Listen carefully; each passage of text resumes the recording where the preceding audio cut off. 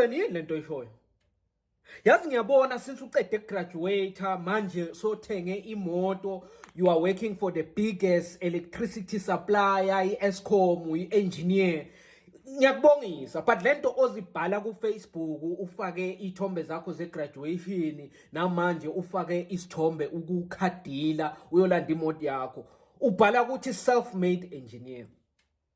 Okay, maybe ungangibhalansisa mina ngazi ukuthi u-self-made usho ukuthini. But when you are not a self-made engineer mfowethu, mina ngiyazi ngikhule nawe eDondoni man, awusiyo i-self-made wena. Kokuqala sa-applyela kanye i-NSFAS, sawathola ama-NSFAS wena wayofundela i-engineering lena eWitwatersrand.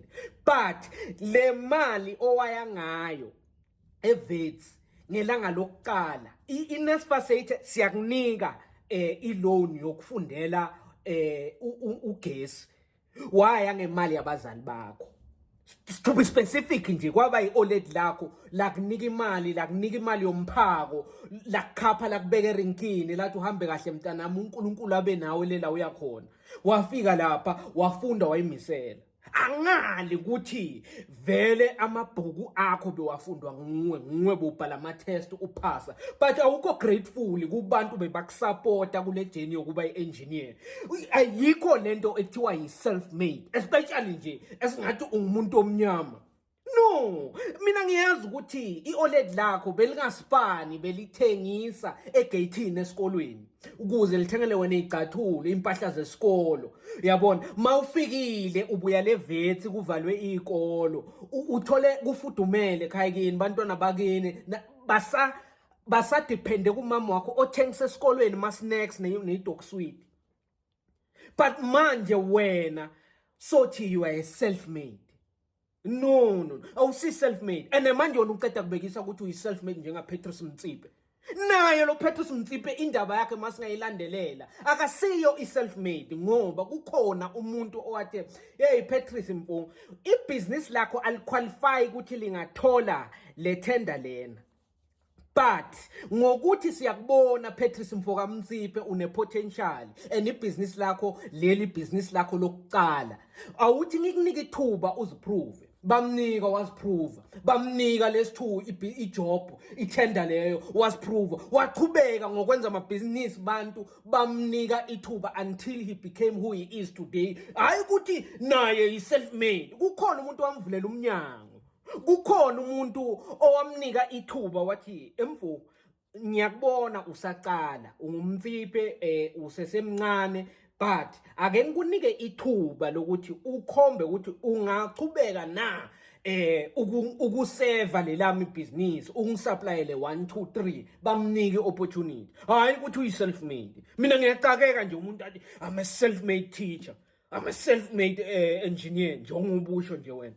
No, yabona manje I'm one of the biggest MCs ababuye eDondoni. Angisho ukuthi but kukhona bantu ababuya kuBopitori abangichashayo ukuthi ngiyoba nge-MC. For example nje ngike ngabizwa ngoFebruary ngisesithembu izungu nobaba wakhe ubaba ukunene, bathi siyashada, siyawubona umsebenzi wakho omuhle ka TikTok ene lapha uyakhangisa ukuthi uyaba ngu-MC, so siyacela ukuthi ubuye uzoba ngu-MC. Uchaja njani? Ngasho kwathiwa no, nayi i-deposit yakho, emva komshado sizawubuye sikunike esele. Ngisavumelana vele ngaba nge-MC, but ngalokuthi sengiqhashwa lena kuBopitori kuBoCenturion ukuthi ngibe nge-MC, angeke ngithi ngiyi-self-made. Kukhona umuntu onginike i-opportunity kuze nasePalm Ridge kube khona usesinqobile othi no, ngikubonile lapha ku-TikTok ungu-MC komunye umshado eCenturion, ngisacela ube ngu-MC emshadweni wami ePalm Ridge eJozi. Ngathi okay, akunankinga, savumelana ngama-finance. Akusikuthi ngi-self-made MC. No, kukhona abantu abanginika ama-opportunity. Nalekhathi iMpumalanga Economic Regulator ithi sicela usi-advertisele ama-services esiwenzayo. Ngathi nina ni-government entity, nisho ukuthi nifuna mina ngi-advertise, mina ngibhale i-play about the dangers of alcohol and gambling. But no, siyawubona umsebenzi wakho ka-TikTok, but sikunike opportunity. But ngaloko ngeke I am a self-made content creator mina.